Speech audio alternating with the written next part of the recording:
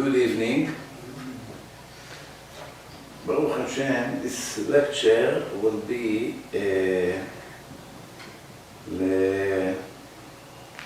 לרפואת ג'ייסון מיכאל בן טלי רפואה שרה בת סאוסן אמיר בן שאין להצלחה רבה חיים טובים ושרים all of that could agree and also שאין בת זרים רפואה שלמה והצלחה רבה לעילוי נשמת זרים בת זיוונדה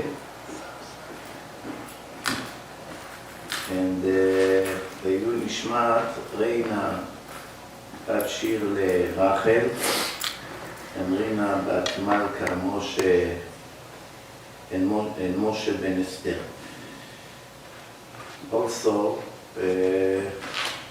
לבריאות, רפואת הנפש ורפואת הגוף of שמואל בן תמניה חנה בת יונה.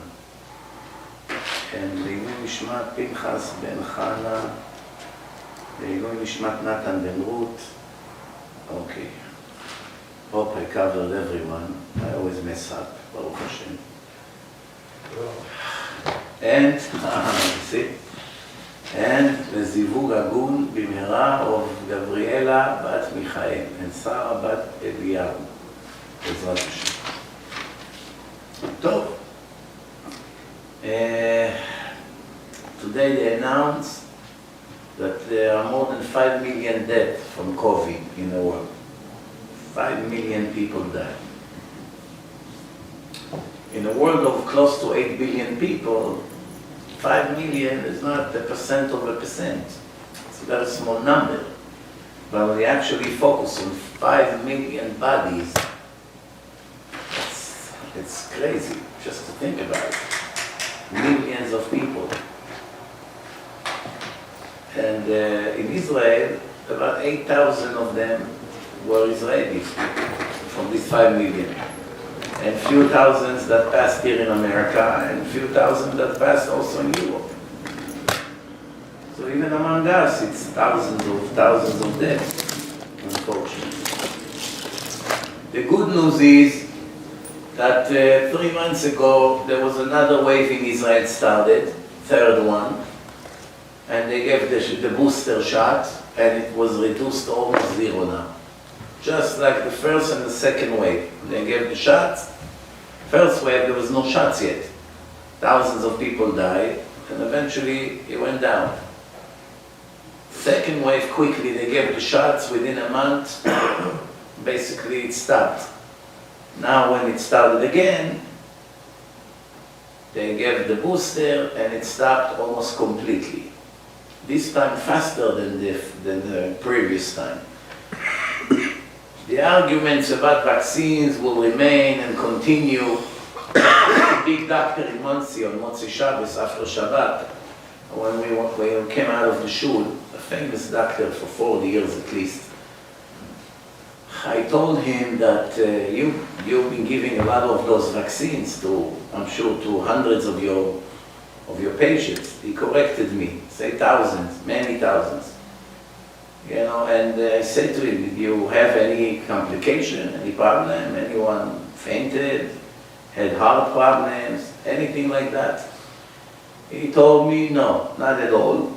Nobody had any problems from thousands of people. But he told me that those who take Johnson & Johnson should take children aspirin for 2 weeks. Why? There was a few incidents in the world that people had blood clots from that. So if they take this aspirin, there's no problems whatsoever. But the Pfizer and Moderna, he did not have one incident from thousands of people. And his son was standing next to him, and he also got it. He got it, the doctor himself. Of course, if you're going to speak to all the YouTube experts, they're going to find you thousands of problems. They create problems, they make problems, they love conspiracy. So, he told me, by the way, that he's been giving other shots as well, because he's a doctor for so many years. He said this is not only when it comes to COVID. The same thing was with the polio and other vaccine shots. These arguments is endless and is forever. It's always going to come back. Every vaccine they will ever give, it will always be the same. But he told me the only difference now that we have the media, which you didn't have back then. So there was not that much noise back then because people could not communicate with each other online. So now you hear it everywhere, but it was the same thing. Those who pro-vaccine and those who are giving their life to fight. So one thing I want to tell you, when you find a person that leaves everything he doesn't learn Torah anymore, he doesn't do anything anymore. All he does all day sits in the internet and fight people against the vaccine. What does it tell you? Person that was Yireh Shamayim, Shomer Mitzvot, all of a sudden nothing else matters. He gives his life just to fight and fight all day, non-stop, sending videos, threatening people. It comes to violence also. Some people in Israel from the government needed bodyguard because they threatened them to murder them. You know, they get called by names, Hitler, this, that, okay. I don't have to tell you the violence of the people today. But it continue. I myself get so many of those nonsense messages. Of course, I don't open one of them even. Immediately I delete it. I'm not wasting a second on it. But just to show you that this argument will remain. Those who are pro, they will stay pro, and those who are against probably will stay against, and that's it. No point of wasting time on it. There's something interesting today. They announced a week ago in Israel that this stupid, wicked government that we have now for months already, who would believe that they will remain already 4 or 5 months? It's a disaster. They approved a budget of $12 million to the street cats. That's what they have in mind. To give a penny for Torah, they don't want. To give money to synagogues, they don't want. To help poor religious kids that are dying, they don't have a piece of bread to eat, they don't want. To give 12 million shekel to cats on the street, in 1 second they approve, these leftists, just to show you who we're dealing with here. They gave 53 billion shekel to the Muslim brothers, who works together with the Hamas. Yesterday they had an article, there's one reporter, she's actually objective, the only one. Cannot find good reporters today. She actually brought a video that the head of the Hamas in Israel is thanking the head of the Muslim brothers for all the help they gave the Hamas. So Hamas is a terror organization who called for the destruction of Israel and the killing of all Israelis. Received 30 billion shekel from the 53 billion shekel from the Muslim brothers. Meaning, the Israeli stupid government, in order for them to form a government, they needed the 4 Arabs that sits in a Knesset. 4 out of 120. So they bribed them by giving them 53 billion shekel, which 30 of that went to the Hamas. That will be thousands of Israelis that will die in the next year or two from these 30 billion shekels. It all goes to terror. You know, for everything you need money. You need money to save souls. Billion or million? Billion. 53 billion shekel. Like $20 billion? Yes, $20 billion almost. And 30 billion shekel, which is almost 10 billion shekel almost. $10 billion, went to the Hamas. And they exposed that. And one guy asked him, why the Hamas has to thank you? He said, no, we're giving money to the orphans of Gaza. What do we care about Gaza now? We are the state of Israel. Gaza is our enemies. Imagine they say, oh, we're going to send money to Iran. Iran is working on a bomb to drop it on our head. We have to take care of their people. Of course, they never gave it to any orphans. It's obviously a lie. But the idea is that they're not denying that they gave 30 billion to the Hamas, to Gaza. I want to tell you something. If you have a non-profit organization in a specific country, and you collect money from people, and you give it to different countries against the law, even here in America. If you collect money here, let's say you're an Arab here, you collect money from Arabs here in New York, and you send the money to a different country, check it out, it's against the law. But in Israel, the law is only a recommendation. So that's really what's happening. Rabotai, we are now in the middle of a very dangerous time, financially.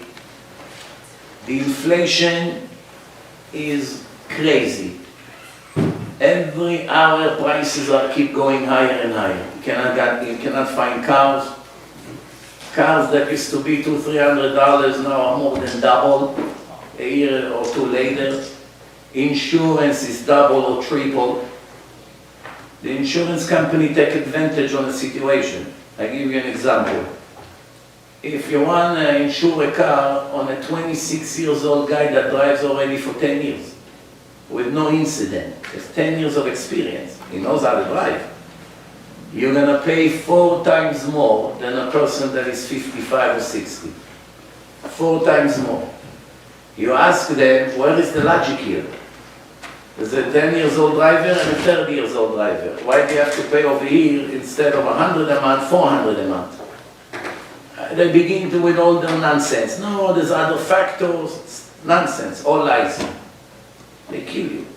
They take advantage of it. They know these young people, there's nothing they can do.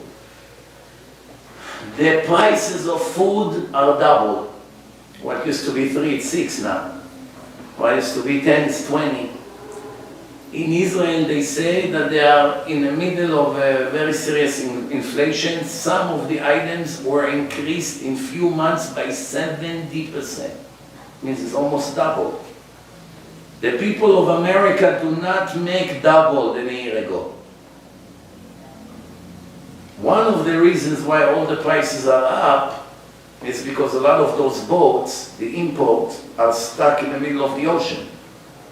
There are no people to bring all the loads into the port. So they are stuck. You have huge boats with hundreds of tons of things, cans and food and electronic and chips for cars and all these things, and they cannot get to the port because there's nobody there to take the loads down. And why is it? Because half of the people were fired because they don't want to take the vaccine. So if you had 3,000 workers, now you have 1,500 or 2,000 instead of 3,000. Don't have people. In hospitals, they're firing a lot of people. As of today or yesterday, that's it. A lot of people have to quit their job. Plus, because of the corona, all these companies that make chips for cars, they didn't make enough chips.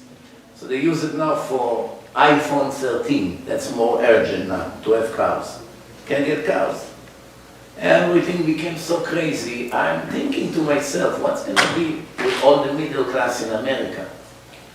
People who make 50, 60 a year, they have a family. With the prices of, the increase of the prices now, these people will become homeless. I don't know what's going to be.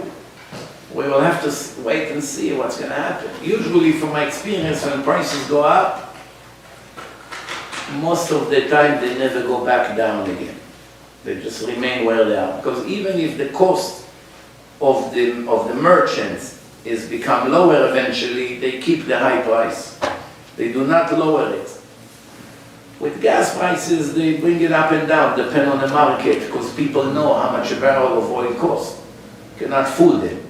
But for instance, if somebody buys a watch and a store pays, for instance, 20,000 for it, and they sell it to you for 40, if next month they're going to pay only 10, they will still sell it to you for 40, because you have no idea what they pay for it. That's the human nature. Don't expect honesty over here. So it is what it is, Rabotai, that's it. We have a situation. I actually had a case 2 weeks ago of a guy, somebody owed him $13,000 for years. He doesn't pay him. All of a sudden he calls him 2 weeks ago, listen, I'm so sorry, I've been stalling you for so long, I didn't pay you. I cannot pay you really money, but I have a Rolex watch. I can give it to you. I bought it a month ago for $12,500. I can show you the receipt and the papers. Now it's worth 15. They can sell it now for 15. In a month or two it went up to 15. It's like 17% increase in a month. Expensive watches go very, very expensive now. Why is it? If the world is in a crisis and there's inflation and there's a bad economy and there's going to be millions of foreclosures on homes now, there's going to be a lot of riots coming up, why would people pay double on a Rolex or all these watches? I was wondering. Well, usually when business is bad and people, they hold to their money. They don't want to go and spend on luxury things.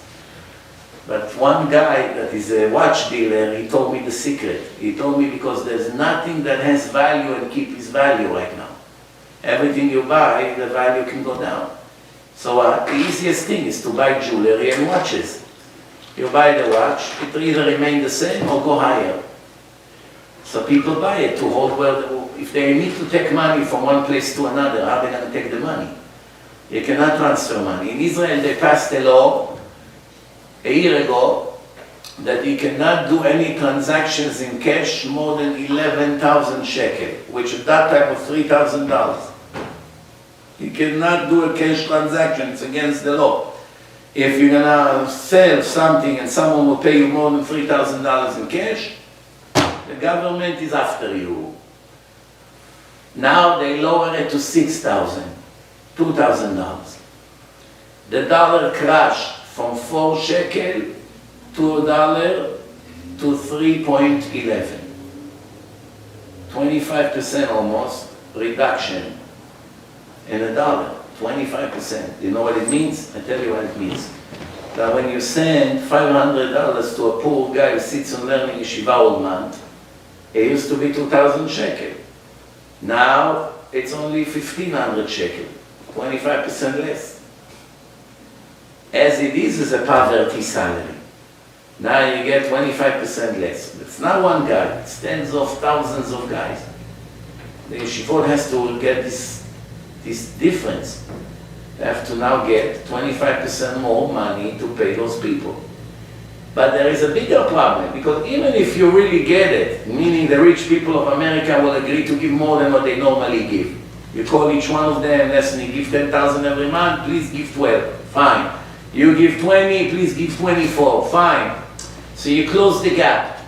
The problem is that it's still not enough, because the prices of everything became double. Do you understand what happened? 2 years ago, 2,000 shekel, you can buy few things. It became 1,500 shekel. And now you cannot buy anything because everything else costs double. Everything costs double. So, I don't know, when I think about it, the Israeli government are in a catch-22. They have big inflation, so they have to increase the interest rate on the shekel. But if they'll do it, the dollar will crash to 2 shekel. If the dollar will crash to 2 shekel, all the export of Israel will die out. They won't export oranges and pepper and electronic and all the chips that they have, Intel, everything is made in Israel, and all these advanced artificial intelligence things, and weapon and missiles, and who knows what, a lot of export from Israel, diamonds, everything will die out. Half of the people of Israel are living from export. So it's a situation is that no matter what you're gonna do, you lose. It's the worst. You raise the interest rate, the dollar will crash even more. You don't raise it, the inflation will continue and prices will keep going higher and higher and people will become poor. So you don't know what to do. They don't know what to do. The Israeli, by the way, you should know, the hardest thing after Torah, to understand Torah, it's very difficult. Gemara, Talmud, very complicated. You really need a sharp head with good memory and to observe the small details. And there's thousands of small details that one of them can change the whole picture. So you need to have a really super good brain. But there is one more thing that's very difficult to understand is economy, to be an economist. Because it's so complicated, every economist says something different. Listen to them. These world experts say one thing. The next world experts say something completely different. Why? I really don't blame them. Because there are so many factors here. And you have to compare if we'll do it like this way and that way. And of course, in the end, it's all from Hashem. If Hashem wants people in the world to become poor, if He wants riots, if He wants people killing each other on the street for food, if He wants more robberies, if He wants to intimidate all the wicked people, that's what He does. If He wants prosperity and nice and everyone lives comfortable and make money and happy and not pressure, that's what He does. It's up to Him in the end. All these thousands of factors, in the end Hashem pulled the strings. We think that we do. In 2008, there was a Bernanke, Ben Bernanke, you remember him? He's an Orthodox Jew actually, Shomer Shabbat. Shabbat, he puts a hat, goes to shul. Orthodox. Technically, he saved America from total bankrupt and chaos. 2008, they're lucky that he was in power. If he wasn't in power of all the money and the stock market and all that, this country will be finished by now. Of course, nobody will ever give him the credit. They already forgot about him. Of course, it's all from Hashem. Hashem put that Jew in the right place, in the right time. And he made good decision, and he actually saved 19 banks. All the banks were on the way to go bankrupt, all of them.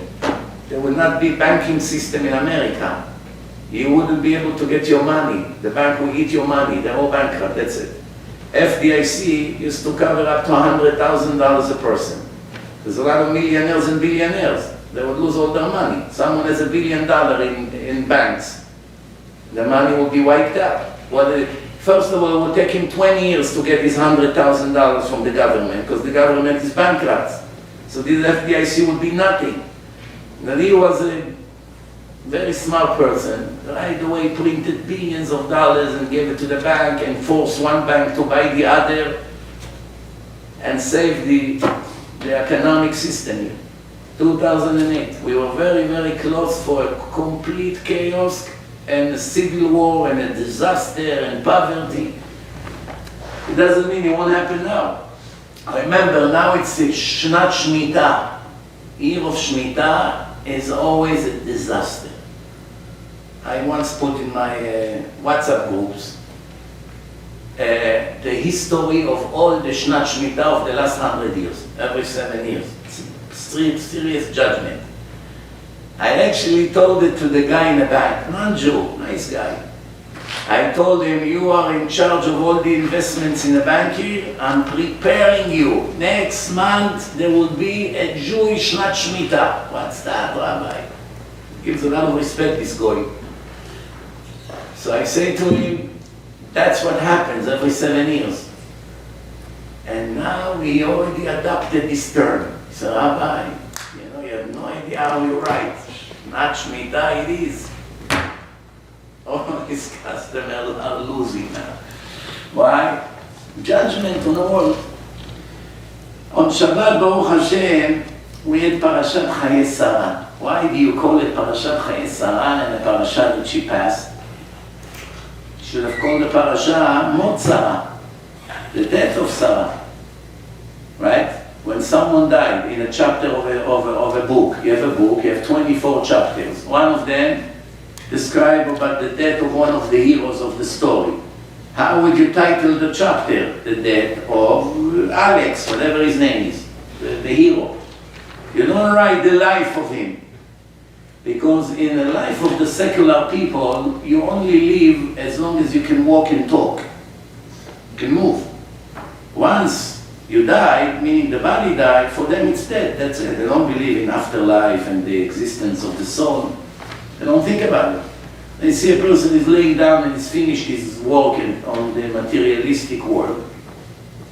That second for them is history. It will be covered with sand and it's over.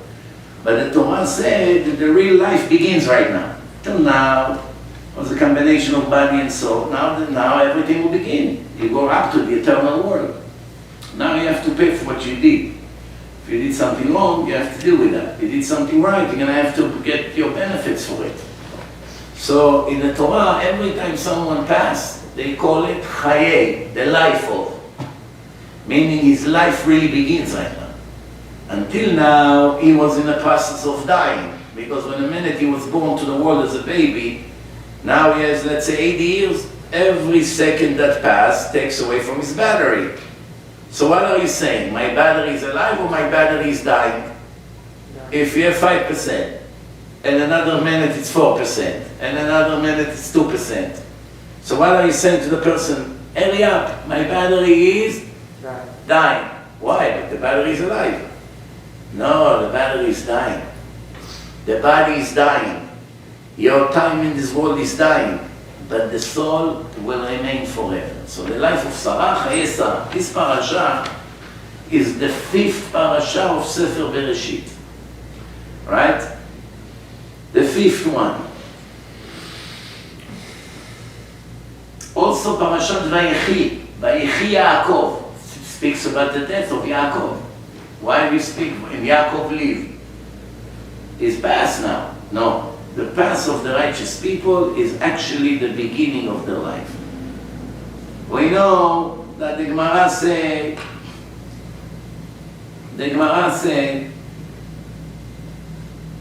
that it's written in Megillat Kohelet, chapter 1. It's written over there, וזרח השמש ובא. מה זה ובא? וזרח השמש ובא השמש. זרח השמש, the sun is shining. ובא השמש, the sun is going down. Right? Don't we know that? We need the Torah to tell us that the sun goes up and the sun goes down. Every fool knows it. Well, you need to even waste a line in a Midrash Kohelet about it. Of course, it doesn't speak about the actual sun. What it speaks about is when there is a big righteous person that, thanks to him, there are many good things happening in the world and it's time to go east, Hashem immediately replace him with another righteous person. This will go on until the time of Mashiach. Once Sarah is going to the next world, who is going to take her place? Immediately Rivka. Now Rivka takes place. Rivka is in charge, right? Sarah passed, Rivka comes. And Moshe passed, who took his place? Yoshua, right? So when Yoshua passed, who took everything in power? Admiel ben Knaz. He was the first judge of all the judges, right? And and Eli, in the time of Samuel the prophet, right? So when Eli passed, who took his place? Shmuel passed. So always a legendary person leave and someone else go into his shoes, into his place, right? Immediately after Sarah passed, what do you read? Uvetuel, same time, Yalad et Rivka. Rivka is taking place, taking over, right? In this Midrash, they give all kinds of examples that HaKadosh Baruch Hu obviously supervised every little detail in his nation.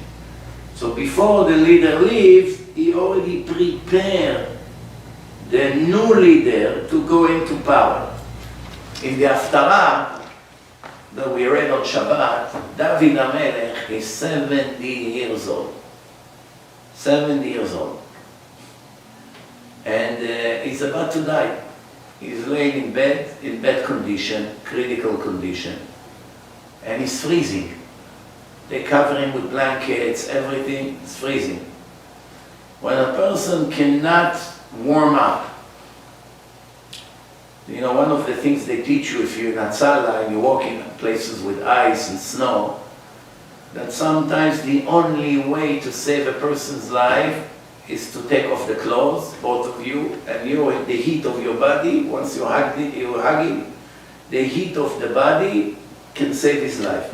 Nothing else can save the life. It will take too long until you put blankets and everything. The heat of the body is the, of course, if you have fire, it's better. If you don't have fire, you're stuck in a snow. It's known, it's a known thing. Everyone who is a paramedic or whatever, they'll tell you. The heat of the body, even it's a stranger. The only way is to save them is with heat body to body. So, when they see nothing helps, they need now to find him someone to hug him. So what are they going to do? They find a young girl, that she will be his concubine, meaning almost like a wife. And she comes and she tried to warm him up, and he's mamash in the last days of his life. And now, what happened? He has a son. One of his wives was a convert, Eshet Yefat Torah. His convert gave him birth to two sons. One was a horrible one. His name was Avshalom. It's a very bad name to call your children Avshalom. After this Rasha, Avshalom actually gave David HaMelech a hell in his lifetime. What he did to his father, it's beyond words. And then he had a brother, his name was Adoniah. Adoniah or Adoniah, sometimes it's written Adoniah, sometimes it's written Adoniah. Sometimes it's written Yeshaya, sometimes it's written Yeshayahu. Sometimes it's written Yirmiyah, sometimes it's written Yirmiyahu. In English they change it Yirmiyah, Jeremiah, Yeshaya, Isaiah, Yoel, Joel, Amos, Amos. All the other prophets, Moshe, Moses. Names are similar, but not always. Hosea, it's I think Hosea, if I'm not mistaken. And Malachi is Malachi, right? Zechariah is Zachary. The names are very similar. In Arabic is Zechariah, also very similar, right? Avraham, Ibrahim, David, Daoud, Yitzchak, Esau, Yaakov, Yaakub, Moshe, Musa. Similar names. Goyim didn't know how to pronounce the Hebrew words authentically throughout the generation. The language actually changed the pronunciation. But this Adoniah took advantage on the situation. He took advantage on the situation. He sees that his father cannot function right now. And there are some leaders and rabbis and the chief of command of the army. So he decided to nominate himself as the new king. He did not wait for his father to nominate the king. He already made a big party and announced his election.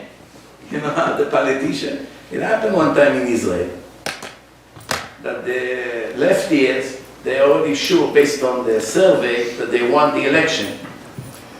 So they were so happy at night, and all the people from the right went to sleep so depressed. I'll never forget it. In the morning, everyone in Israel woke up after they already announced that the lefties took the government.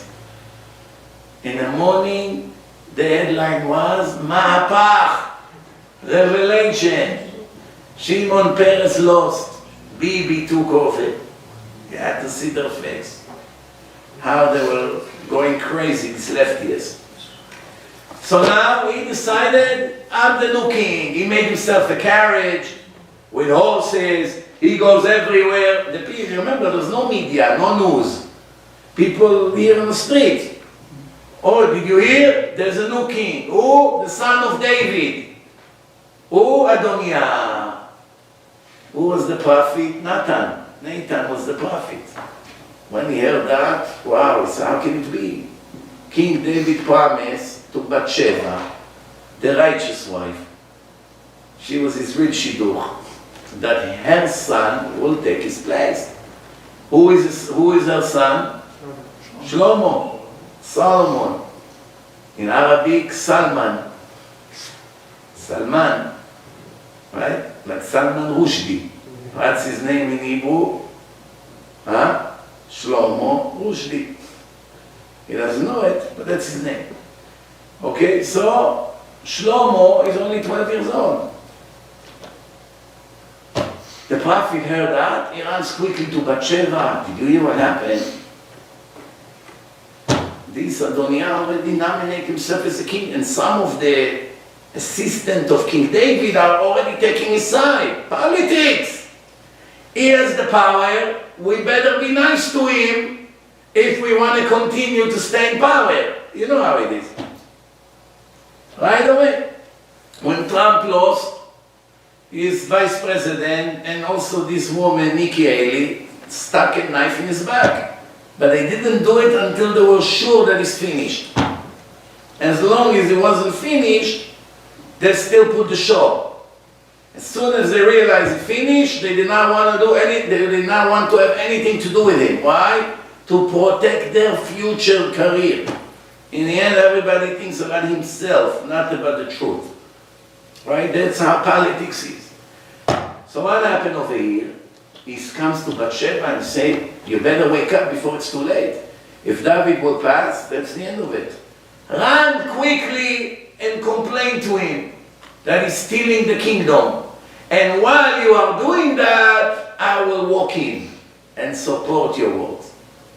That's what saves the Jewish nation. That's how King Solomon went into power. She came and said to him, Adoni HaMelech, Your Majesty, didn't Your Majesty promise his servant, she's his wife, his Shidur, she speaks with a lot of respect. She said to him, didn't you promise your servant that my child will be the king after you? As she does it, the prophet Nathan came, door, and he said the same thing. How can it be? Adoniah is already the... And David swore that he's going to keep his word, and Shlomo will be the king. It's very interesting. As wicked as this Adoniah was, his father is dying, the last thing he cared about is his father, all he cared about is to be the new king. Once David said Shlomo will be the king, that was the end of the story. He gave up. Today, it will be revolution, civil war. What? He's 12 years old, he's going to be the king? No, I'm going to be the king. We'll wait until he'll be 18 and then he can come. Until then, we will make a rotation. I'll be the king.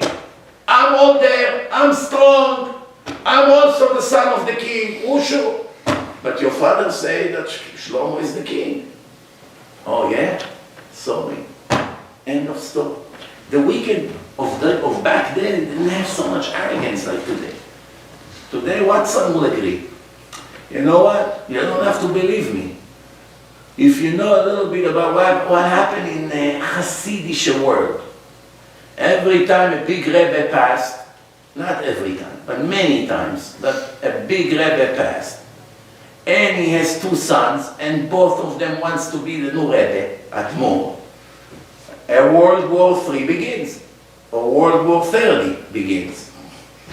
Right away. And what happened to the community? Some support A, some support B. Bob of one, Bob of two. Satmer one, Satmer two. Lishnitz one, Lishnitz two. And etc., etc. Why? Instead of someone saying, what does my father want? Why did he write in his will? Who is going to be the new Rebbe? That's it. But you know better Torah than him. But my father decided that my young brother will be the leader. No? War. Sometimes you go to court. Secular Goyish court. But there is only one difference between today and back then. Today, being a leader, it's not only the prestige and controlling and making everyone follow your opinion and follow your Torah and follow your knowledge. It's billions of dollars. It's big money. It's buildings, it's big yeshivot, each building 20 million, 30 million, 50 million, 100 million, depending on the location. It's an empire of money. One person once told me, from a different country, not in America, about a big Rebbe, a big tzaddik. The people donated so much money to him, he built a very, very fancy building, and he told me, if I'll take you over there now, there's no minyan there. But if you see how fancy the building is, you're not going to believe it. There's not 10 people, no minyan. Huge place, very expensive, all nice, marble, chandeliers, many rooms, big hall. Besides holidays that people come, during the day it's basically no use for it. Sometimes some shuls have big mazal. Like for instance, in Eretz Israel, you have 2 shuls that has a lot of good luck. Mamash, you see the blessing of Hashem every second over there. One of them is Musayov, and one of them is the Yazdim. Yazdim is Persians, people that came from Yazd. Yazd is a city in Iran. Jews that came from Yazd, they opened a synagogue, I don't know, about 100 years ago, maybe 70 years ago, I don't know exactly the day, but 2 or 3 generations ago, in Yerushalayim. So it wasn't such a big place, smaller than this shul. And who did they bring to speak over there? Rav Ovadia Yosef Zatzal. Every week, his weekly shiur would be from the Yazdim. But now, you know, when you are the #1 speaker in a Torah world, or one of the biggest, thousands of people wants to come and hear you. You cannot put thousands of people in a Yazdim. What do? There's a basement, there's another terrace. They put a speaker on the street, have 100 people on the street with a speaker, another 100 in the basement, another 50 on the top, inside the shul like sardines. 1,000 people! In a place that can hold 100, 150, you push 1,000. They came to Rav Ovadia after a few years. They said to him, Rabbi, you have to move to a bigger shul. It's too crowded here. Like sardines, no room, mess. He said, how can I spit to a well that I drank from it for years? How can I do it to these people? The happiness of their life is that I agree to speak in their shul. These simple tzaddikim, Persians, they will do everything they can for this show to be here. Do you know what will happen to them if I one day come and tell them I'm leaving you and I'm going to a different synagogue? I will break them. I can never do it. Till the last day of his life he spoke there. Not only that, his son now speaks there instead of him, the chief rabbi, Rabbi Mizrachi. And there is another synagogue, similar. His name is Musayov. Bukharians that came over 100 years ago, 120 years ago to Jerusalem. In the days that people used to have horses and donkeys, you know, those days. And they came into Jerusalem and they were not so rich. And everyone gave his heart into building this place, Musayov. The main one that was building it, it was a Bukharian Jew, Musayov. You have a lot of Bukharians now that their name is Musayov. And this was 6 generations ago. And this place is packed from morning to night every day. From morning to night, it doesn't stop. One minyan after the other, every night speaker speaks there, Rav Mutzafi, Rav Meir Eliyahu, the son of Rav Ovadia, everyone. Why? Because everyone put his blood into these places. The Persians and the Bukharians who came to build those shuls, they did it with such devotion and so much love and so much effort. When they built the Yazdim, I saw a little video about it that the first Gabbai described. They didn't have money at all. There's no money. Everyone participated in building the place with his own hands. They saved a little money, they bought few bricks. They make another one. Save a little money, they bought bricks, they made it. That's how they made it. Like today, you have a rich guy, writes $10 million, put my father's name on a building, and that's the end of it. It was a little different world. But that's it. So we move back to when we started. So we have now the life of Sarah. And as we know, Vatamot Sarah, and Sarah passed when she's 127 years old. Now I want to remind you, there was no old age yet. Everyone looked young. People did not age like today. Abraham asked Hashem that people have time to do tshuva. When they begin to see that they're becoming more and more older and older, they will give them enough time to prepare for their transfer to the next world. Yaakov later asked for sicknesses. Sickness gives you X amount of months to prepare to do tshuva. The main reason Abraham asked for the father to look older than the son, because when they look alike, sometimes the son is 20 and his father is 45. And if you look at the picture of the father when he was 20, it's like a twin. You cannot tell the difference. Twins, same face. So imagine if both of them stay like 20. You don't know who the father or the son. It's a problem. Who should you respect? Who should you address? Right? So the question, Rabotai, first question for today, we have a rule. What is the rule? If you are on the way to do a mitzvah, you cannot get damaged. Shluchei mitzvah enam nizokim. That's literally what's written. Shluchei mitzvah, a messenger of a mitzvah, someone who's busy with a mitzvah, or was sent by someone to do a mitzvah. While he's busy with the mitzvah, he cannot get damaged. This was written in the Talmud 2,000 years ago. But we have a very big problem with this.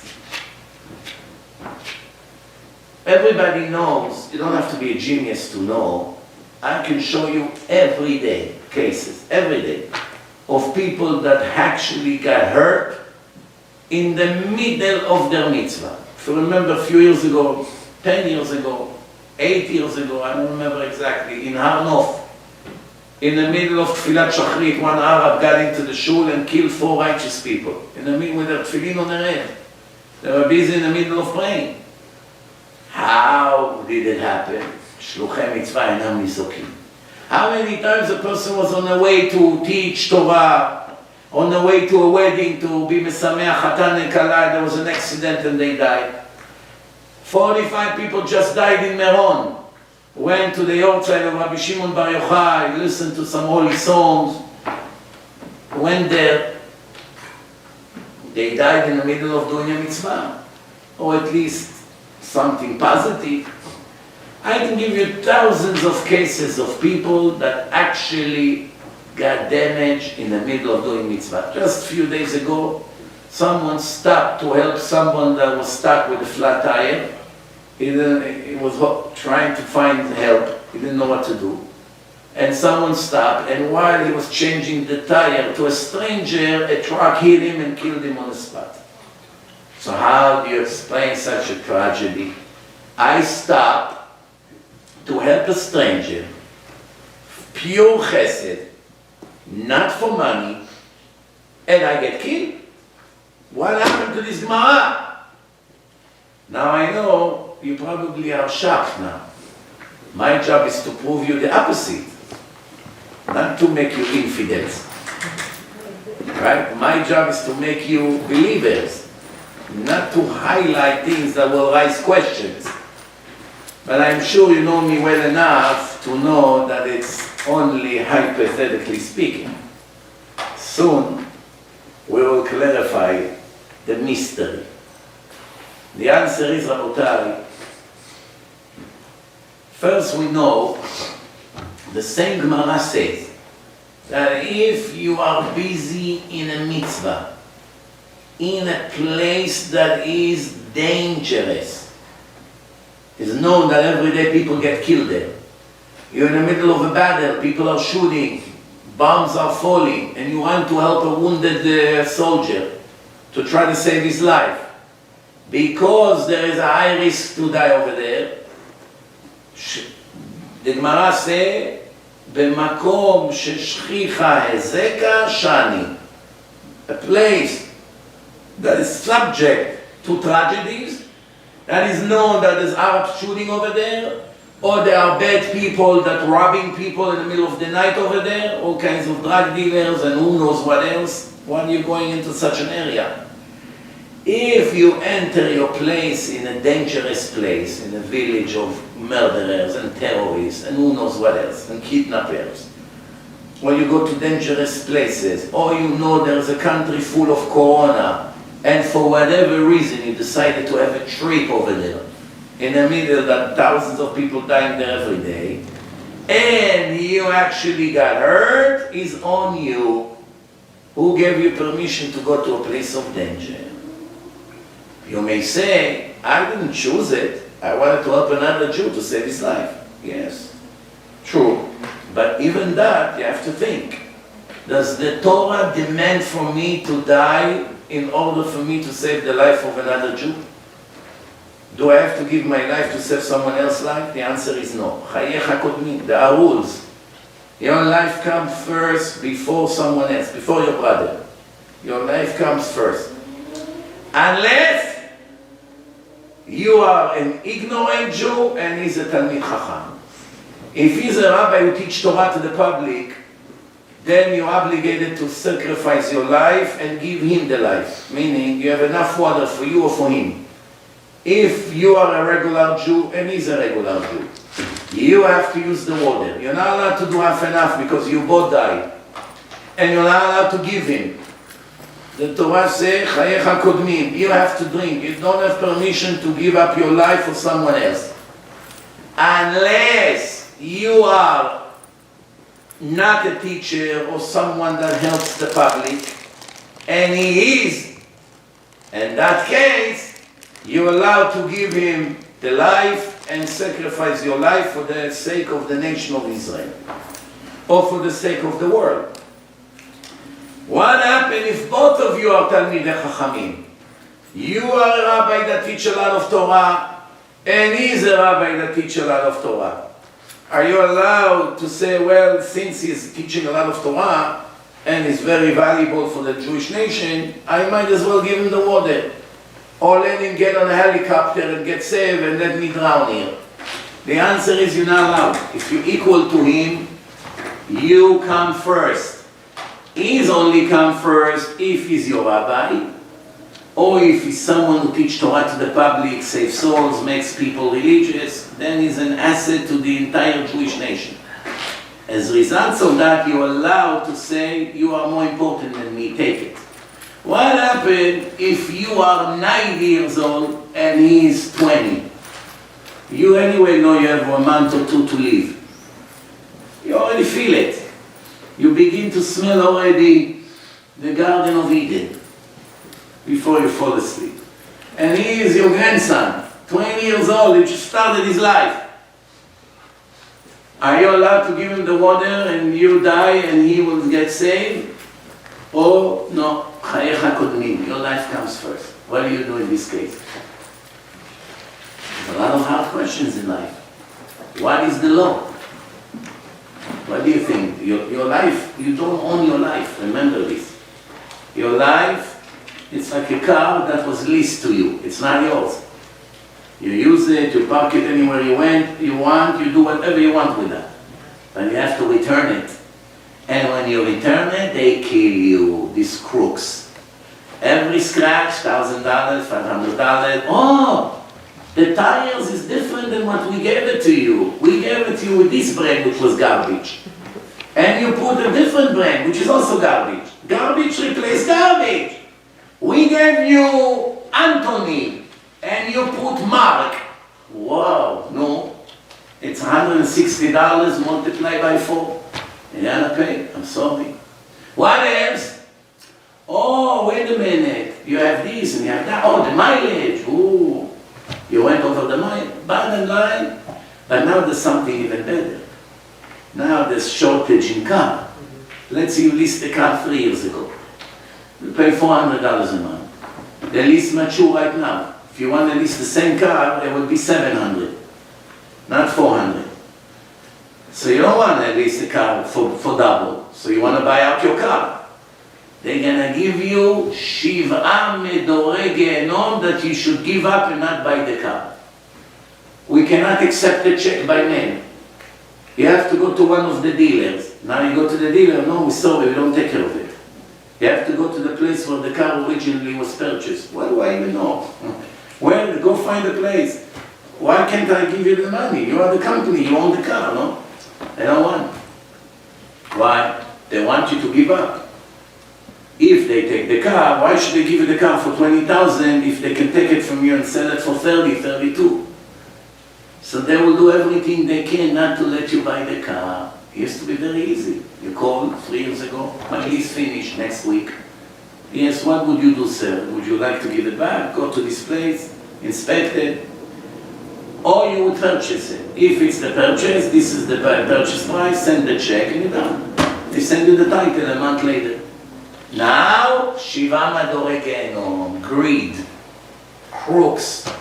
Why should we let him buy it for the original contract? But you made a contract. Maybe the car would go down. You gave a person the option, but they don't give. Bottom line, your life is a lease. You don't own it. The same way you got the car with no scratches, bring it with no scratches. You got it with these tires, bring it with these tires. You got it with this kind of equipment, you have to return it. Why? Hashem gave you life, you cannot do whatever you want with that. So what's the answer? A grandpa can give the life to his son, his grandson, since anyway I lived my life or no? I will ask it in a different way. If you murder a 20 years old person, what's the punishment in the Torah? Death. Execution. How? There are 4 ways of execution. Stoning, it's the worst. After that, burning. After that, sword and choking. 4 different ways of death. Which one of the 4 is murdered? Sword. Which one is worse, stoning or sword? Sword, it's very scary, obviously. Then you know they're about to chop your head off with a very sharp sword. But the Japanese, what's the name? Samurai. And your head became a basketball, rolling on the floor. But how long is the suffering? In my opinion, not more than a minute. With the preparation, when you see the guys taking the sword, and you're about to feel it any second, and you probably faint before, maybe they give you this wine. They give you the wine, 50% alcohol with the pieces. After you drink it, you don't know where you are. It's like drinking a big full glass of whiskey. The wine back then had 50% alcohol, not like today, 9% and you're already dizzy. Rabbi, I have condition. I cannot drink wine. Can I not do Havdalah? Can I do Arba Kosot on grape juice? Why? Cannot drink even a sip of wine. Imagine he has to drink this wine with 50% alcohol. He doesn't remember his name. So he doesn't know what's going on. 1 second and it's over. But stoning is a long process. You have to wear a special pajama and walk, and all the people and your relatives are standing on both sides of the road and crying and screaming, and people are fainting, and you see your children are screaming for being Mechalel Shabbat. They take you to a hill, they throw you from there. Most likely you will die by the time you hit the floor. Sometimes not. Then they roll a huge rock from the top and make a soup out of you. And if you're still alive, meaning it didn't hit your head or something like that, then our people standing over there with stones and throw it, and the person died. I know it sounds awful. The good news is that something like this did not happen hardly ever. Not that there were not Mechalelei Shabbat. Here and there you had Mechalelei Shabbat. But the Torah made it almost impossible for a person to actually be executed. Because you have to investigate two witnesses and they have to tell you all the detail precisely, what time it was, when was it, under the tree, what was the size of the fruit on the tree, and all kinds of questions that eventually, one of the questions, you will have a contradiction between the two witnesses. They are in two different rooms. They ask you, what was the size of the peach? Maybe, I don't know, half a pound each? They ask the other one, what was the big one, a pound. So, he say half a pound, you say 1 pound. You are not reliable witnesses. It looks like a joke. Who cares about the peach now? I'm telling you, this guy was lit a cigarette under the peach tree. You telling me what size the peach was? Why do I care about the peach? I told you the street, I told you the place, I told you the time, I told you what he was wearing, I told you what kind of cigarette, I told you everything. I even warned him. I told him what you do, it's dead by stoning. It's written in the Torah, and he said, I can care less. All the details I gave you correctly, and the other guy gave you the same thing. Why do you care about the size of the peach? The answer, we don't really care. On purpose, we are trying to let him go. We're not under panic here. Hashem is going to take care of him. Why should we kill him? Why should we, the rabbis of the Sanhedrin, 71 Chachamim, why should we sentence him to death? Let him go back, and Hashem will execute him. Once every 7 years, they did it. Now, one guy once asked me, I don't get it. The Torah speaks about it so long, and the Gemara speaks about it. Masechet Sanhedrin, there's pages about it. And so many words were actually told about it, and in the end it never happened. So what is this? This whole thing is hypothetically speaking. It's not reality. So I told that guy, you're right. If you break Shabbat, no one will execute you. Especially today, there's no Sanhedrin. But even when there was Sanhedrin, the fact that two witnesses would come and testify exactly the same is very rare. So you will get away with that for the time being. But doesn't it kill you when you read in the Torah that that's what God said that you deserve to get? How do you look at yourself in a mirror? How can you live with yourself? That when you're actually about to do something, the one who supply you with oxygen and everything you have, told you that someone who does what you are doing, what you're about to do, deserves to die by exploding his head with rocks. And you still gonna light that cigarette? And you still gonna start that car and drive? And you still gonna turn the TV on and play with the remote? After that you read in the Torah and in the Gemara, in the oral Torah, that that's what you deserve to get. That's one thing. If that's not enough to wake you up, remember that this stoning will take place. After you go to the court of heaven, you're going to have to get millions of stonings. Not one, millions for every time you broke Shabbat. Every time by itself, it's a stoning. In one Shabbat, you can get 10,000 stoning. Driving from here to upstate could be 1,000 stoning. 1 hour drive. Every time you hit the gas, is a new stoning. You hit it again, a new stoning. You hit it again, new stoning. You blink, you press the brake, you open the door. Every one of them is a separate violation of Shabbat. So in one Shabbat, you can have thousands of stoning. Multiplied by 7 years of your life, you do the math. Each one of them will happen. There's no discount. If you have 50,000 stonings, you're not going to get 49,999. Because the Gemara says Hashem does not give up on anything. Unless you did tshuva. That's a different story. You did tshuva before you died, it changed your status. But if not, you are to pay for every one of the violations. Now you may ask me, where is exactly the stoning take place? The body is in a grave. Who's going to throw rocks at the body? The body was covered by the sand. And the soul went up to the court of heaven. The soul is a spiritual energy. If there is a soul right here in a room, and for sure there are, if I take this bottle of water and throw it and hit that soul. I said, the soul is right here, next to my hand. And I threw it, and I hit his nose. What happened? There's no material. The bottle will go through the face. It's not going to change anything. Do you understand what I'm saying here or no? It's all air.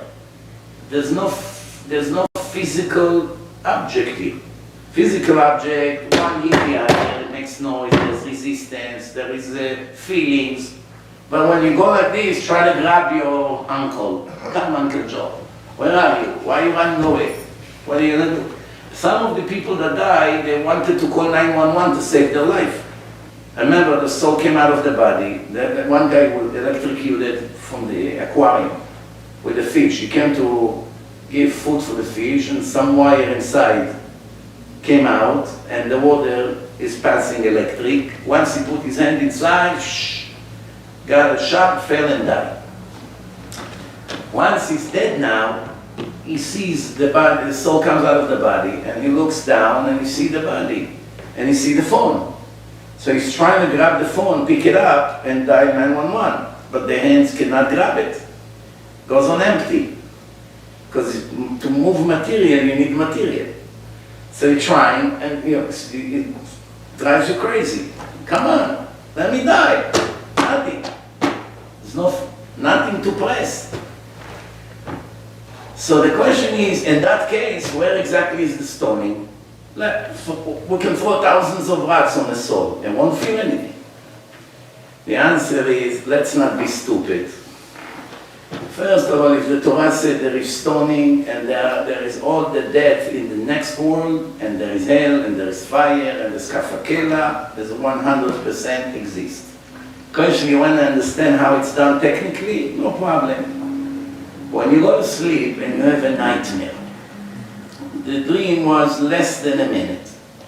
The scientists say the dream is 9 seconds.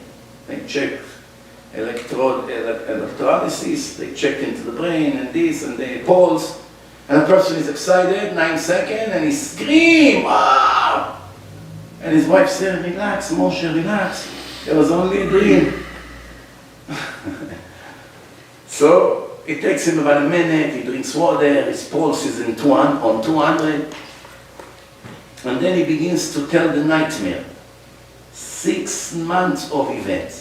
Conversation, torture, drowning, sharks.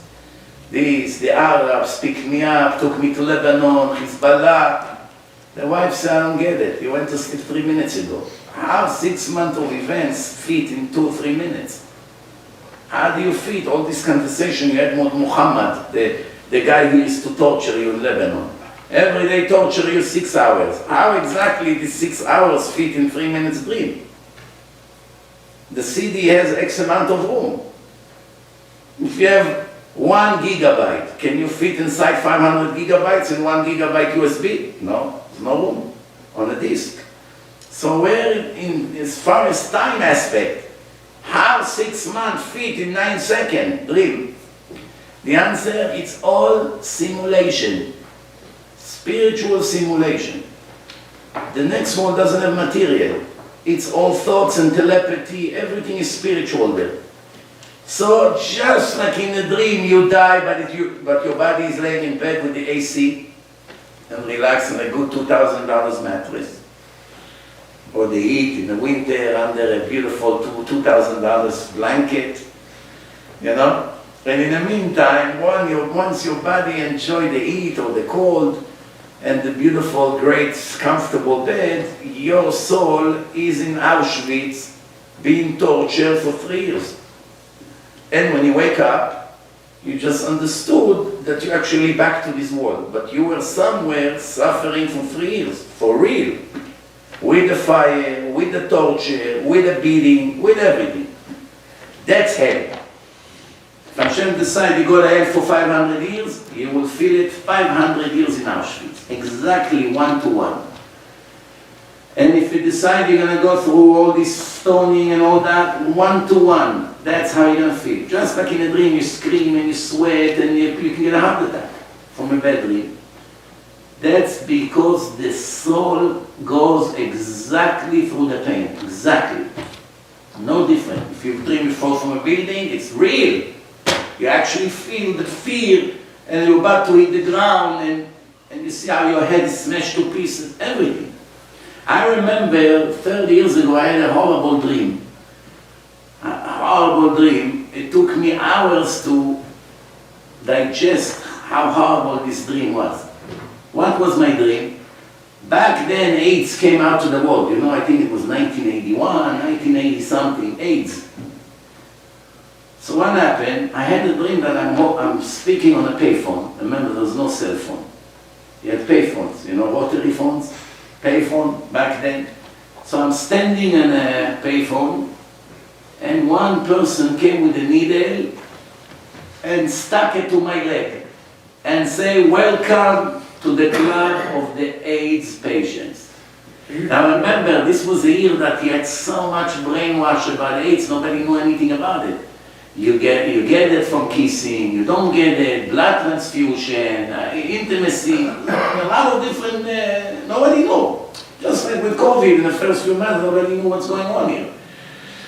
So there was such a fear as it is. It was like the worst disease you can imagine. Everyone was panicking, they hear, this guy got it, that one, HIV, AIDS, wow. So much fear. Imagine in a dream that you're in a payphone and someone's sticking with a needle, you actually feel the needle, and he tells you this needle is with AIDS. How horrible you feel in the dream. Then you wake up and you feel like you won the lottery. Oh, it was only a dream, thank God. You're about to do Seudat Hodaya in a shul. Why are you making this meal? $3,000 lax and fish and some Bukharian bread. What's going on over here? No, I want to thank Hashem that it was only a dream. That reminds me of a good joke I heard. One guy died, and in his funeral someone was standing next to the grave and screamed to him, "Machu lecha, machu lecha, machu lecha. I forgive you, I forgive you, I forgive you." So I say to somebody in a funeral, ask him, "What happened? He stole money from you?"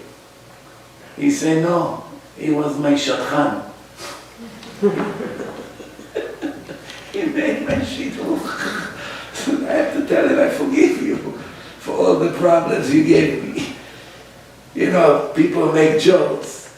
A lot of people say, you know, all kinds of jokes, but in reality, they're pretty happy from where they are. All right, let's move on. So, in reality, in the dream, you actually feel it real. Same thing heaven. You don't need a body.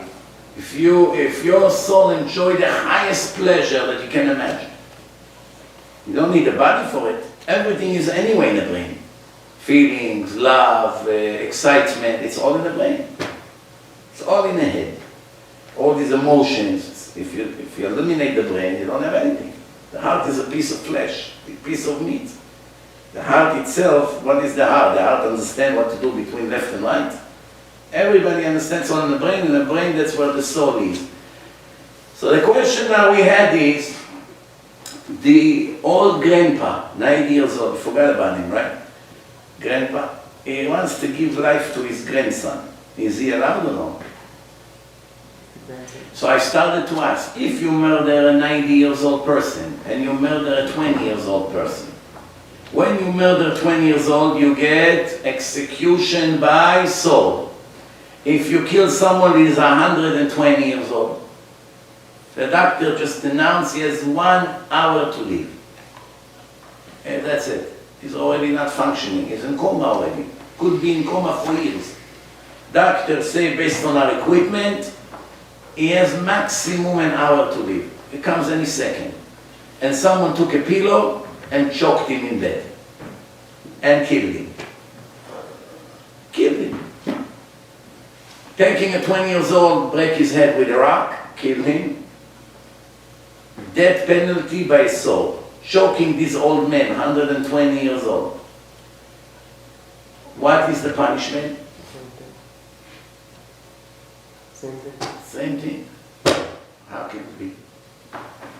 It's not fair. It's not fair, I'm sorry. This 20 years old most likely would live to 80 at least. He stole 6 years of his life, no? For sure more than what you stole from the old man. Even if you die in a week, it's still more than an hour. How can it be that stealing 6 years of life and stealing 1 hour of life get exactly the same punishment? The answer is, this is in this world. What more you can give a person more than that? That's the maximum you can give him. What are you going to kill him again now? He's dead already now. What are you going to do, stab him one more time? It's not going to make a difference. But when he goes to the afterlife and he has a trial, he has to be punished for the consequences of his action. משלם לאדם כפרי מעליו. So the old man, you didn't really affect his life. If he was righteous, he's righteous. If he was wicked, he died wicked. One way or the other is the same like he was before the death. But at 20 years old, you took away 6 years of Torah and learning and chesed and mitzvot and children and grandchildren. You have to be responsible for everything. Obviously, it's not the same. But the question is, how is it to begin with that for 1 hour of life they give you execution? Punishment should be measure for measure. You kill someone 20 and you 20 and they kill you the same. Measure for measure. But if you took an hour from someone's life, how is it logical that the court, the Sanhedrin, will actually execute you for shortening his life by 1 hour? Which anyway, in that hour, what would he do? Lay in bed, he's in coma, or watch some stupid show. One of the two, right? Sometimes he actually helped him. If you killed him an hour before he died, you just save him another hour of sins watching his stupid show on television, which is also not allowed. So you actually gave him less punishments. So you did him a favor. So either way you look at it, you don't deserve to die for it. The answer, you do. Why is it? Because 1 second of life, 1 second of life can buy eternity. If this old man, before he would pass, would say the sentence, "Dear God, I'm so sorry. I really ashamed and embarrassed for everything I've done. I wish I can go back and fix it." Just 5 seconds. 1 sentence like this already helped him a lot. Not that he's dismissed from all his crimes, he has to pay for all of them. But it's already a partial tshuva. The fact that you killed him, he actually took this opportunity from you. If you're willing to do such thing and take moments of someone's life, that in moments he can actually save himself from who knows what, then you deserve the worst. Because remember, life, there's no words to describe the value of life. And that's why I keep explaining to people that the life that Hashem gave you, you don't really own it. That's why you're not allowed to commit suicide. If you commit suicide, you are judged as a murderer, like you murder a stranger. You murdered yourself, it counts like you murdered someone else. Many people will never dare to murder another person, but they actually kill themselves. If you tell them, before you die, you have some enemies, why don't you go and kill them? And then kill yourself. It's an opportunity to take some revenge. Your ex, your boss, your partner who stole all your money, they are the reason you're about to kill yourself. Don't die for nothing. Go shoot them, kill all of them, and then shoot yourself in the head. You have nothing to be afraid of. You won't do it. What, am I a murderer? I leave them to God. So why are you killing yourself? I can't take the pain. Boom. And it's the same thing. He killed himself, it's like killing them. Now I want to ask you, Rabotai, how did Abraham get punished when he takes his son Yitzchak after 100 years he waited for him? And now Yitzchak is 37 years old. After finally you see your son is growing and he's 37 years old, you take him to the Akedah, you're willing to sacrifice him to Hashem with no question asked. For you, anything Hashem. You wake up very early in the morning and you rush to do the mitzvah. That will break your heart, but no question asked. Not even in his mind. As he about to do it, Hashem stopped him. Don't do it. Al tishlach yadcha lanav, al tas lo meuma. That second, the Satan shows Sarah an image of Abraham slaughtering Yitzchak. she saw actually a YouTube film. Well, it's like he's dead. She waited for him 90 years. 90 years. Finally, she raised him 37 years and he's dying. He's dying now. She see an image that her son is dead. That second she died. So I don't get it. How did Abraham, which was busy in one of the most important mitzvot in the history of this world, his reward was that his wife, that he loved very much, died at that second, thanks to that mitzvah. Didn't we say the rule, shlichei mitzvah einam nizokim? People that are busy with mitzvah cannot be damaged. Now I want to ask you a question. Who do you think was smarter? Us? Or Chazal? Our sages from the Talmud? In case you have a doubt what the answer is, let me just assure you, if you take 10,000 rabbis that you admire the most in the world, no exaggeration, 10,000 top, righteous, holy, big scholars of Torah, 10,000. You put them on a scale, and you put Rabbi Akiva on the other side of the scale. Who do you think will be heavier in Torah and mitzvot? The 10,000 rabbis or Rabbi Akiva? What do you think? No question. In his level, in his knowledge, in his holiness, in his devotion, in his emunah, he is better than 10,000 combined that lives among us, without hurting the respect of anyone. Everyone, according to this generation, deserve all the credit. We're not chas v'shalom putting anyone down. And we also don't mention names, so there's no issue here. Just for you to understand what does it mean Chazal. This is only one rabbi, Rabbi Akiva, and he had hundreds of them. Tanaim. So what do you think? Who is smarter? Us or them? Obviously they're a billion times smarter than us. So if somebody like us already know that sometimes people in the middle of mitzvah get hurt, we see it every day or every other day or every week. Every fool like us knows that people are dying in the middle of mitzvot, or people getting hurt in the middle of mitzvot, or people have accident on the way to yeshiva or to synagogue or to shiur Torah, or all kinds of other problems. Or someone who wanted to open a shul and the neighbors called the government gave him a huge fine. So that's what I deserve. I want to make a synagogue for the people to come pray and learn Torah, and this is what I get. I can give you millions of examples. Now why do you think the Chachamim didn't see it? What, they're blind? They live in a bubble? They didn't know that so many times people are on the way to mitzvah and they get hurt? Not only that, the Gemara themselves describe cases like this. That someone was in the middle of respecting his father, he asked him to go on a ladder to do mitzvah shiluach haken. And the ladder broke and he fell and died. So how can it be? The Torah says, if you respect your parents, you live long life. And if you do shiluach haken, you would live long life. In the middle of this mitzvah that give long life, he died? How can it be? The Gemara brings it up. So the answer is, for sure they knew it. What we know, they know a million times better. So let's try to understand. Let me clarify it for you.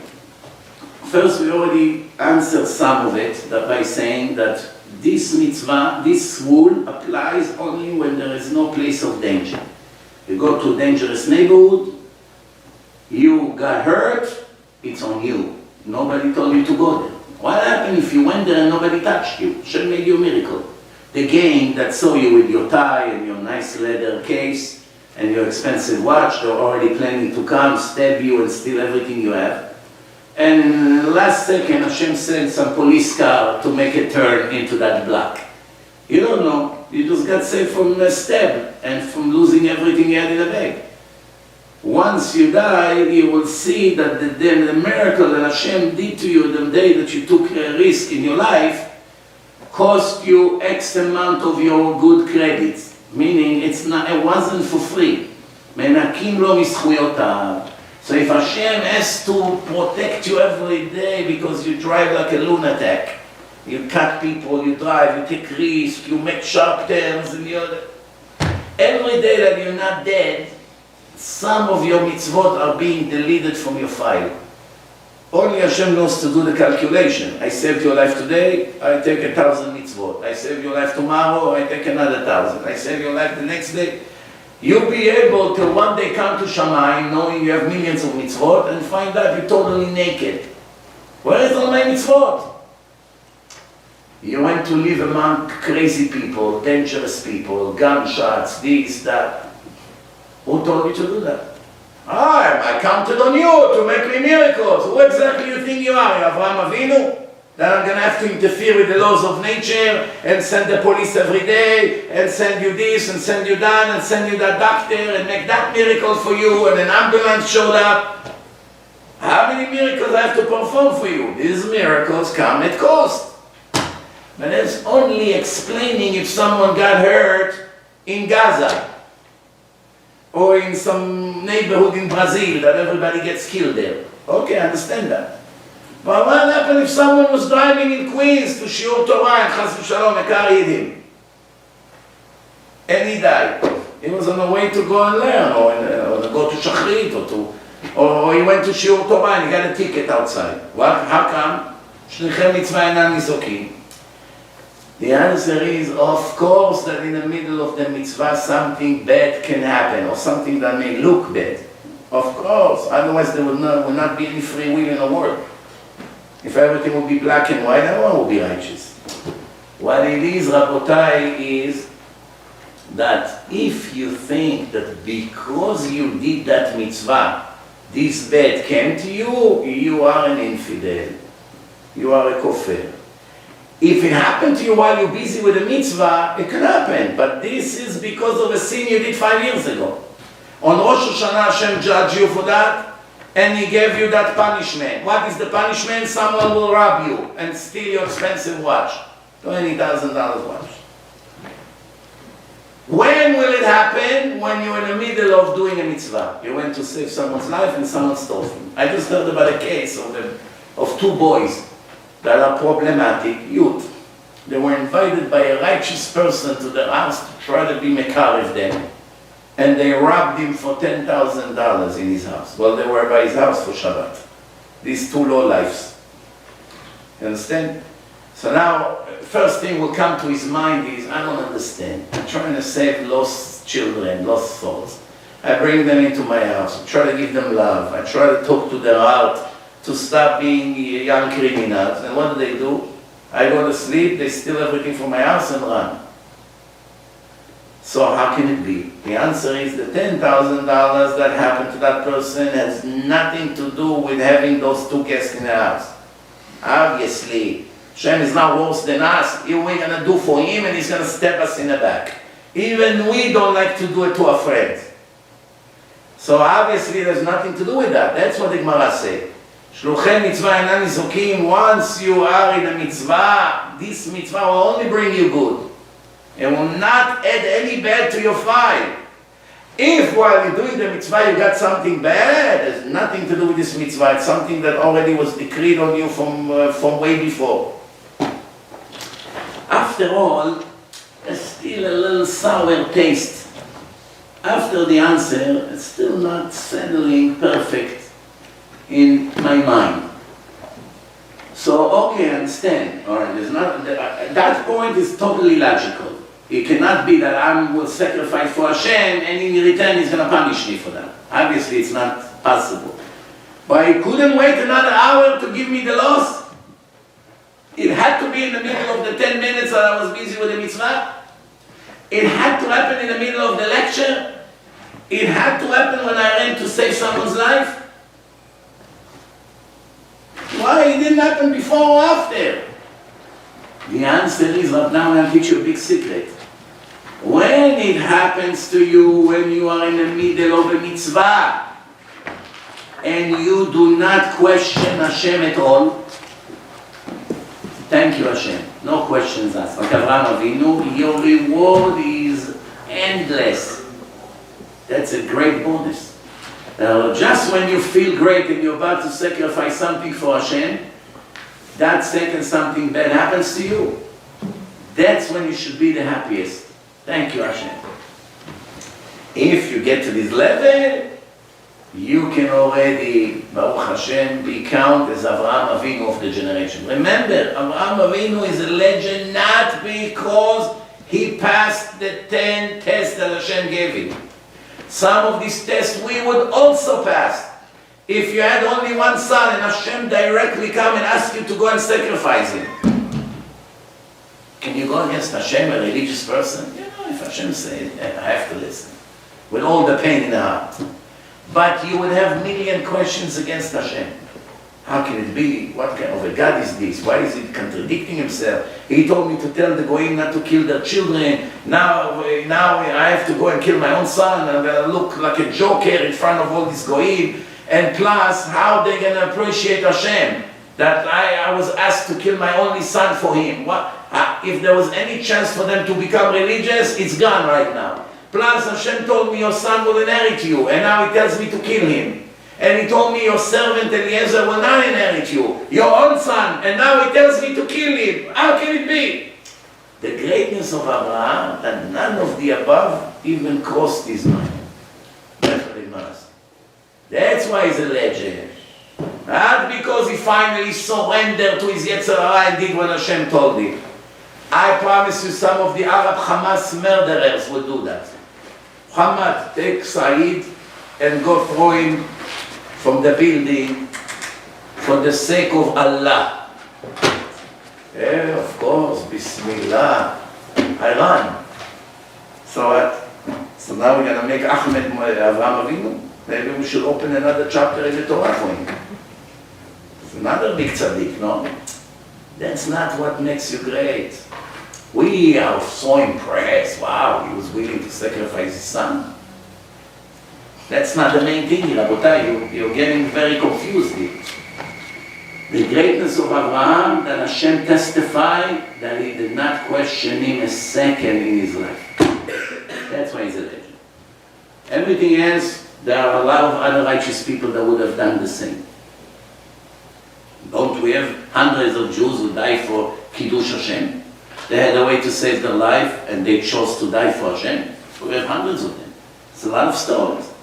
Actually, Rabbi Yosef Karo, the writer of Shulchan Aruch 500 years ago, he wrote, all my life I was hoping that I will die like Rabbi Yosef Molcho, that the Christian Imach Shimam, this Inquisition time 500 years ago, Rabbi Yosef Karo, their family escaped from Spain to Portugal and then from Portugal to Israel. Spain and Portugal was the Christian Inquisition, but it started in Spain. So Jews escaped from Spain to Portugal, which was close. Same language, same, even though now it's Portuguese, but there was similar culture. So first they escaped to Portugal, and after a while, they went also to Portugal, 200 Jews. So he said all his life he dreamed to die like they killed Rabbi Yosef Molko with the tortures that they gave him. They told him, come back to Christianity or we'll kill you in public. And he did not want to surrender to them, and they killed him in the worst possible way in front of thousands of people. So he said, all my life I was hoping that I will have the merit to die like him on Kiddush Hashem. Because you go to a place in heaven that is the highest. But there is one thing that is even higher than that. What is it? To teach people Torah and make them righteous. That's why I have a mission. I'm going to write the Shulchan Aruch. It's more important than to die like he died for Kiddush Hashem. Imagine this. To be Mizrachi Arabim. Today people can be Mizrachi Arabim without even knowing Torah. Giving money. The more money you give, the more Mizrachi Arabim you are. The more Mizrachi Arabim you are, you're in a very good place in the next world. And it's eternal. But people, unfortunately, are foolish.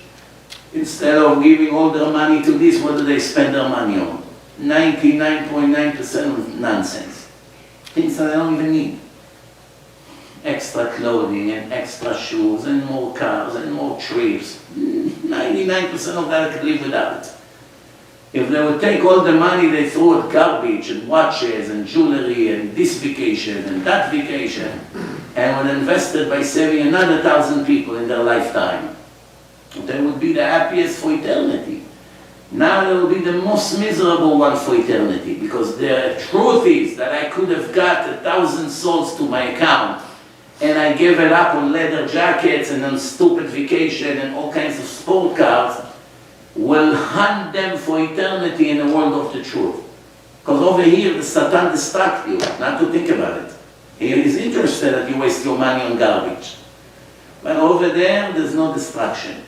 You focus 100% what you did right and what you did wrong. And that's why, you know, some people, those who did that, will be extremely satisfied and happy. Wow, Baruch Hashem, I was not fooled by the Satan. But most people, they got fooled by the Satan.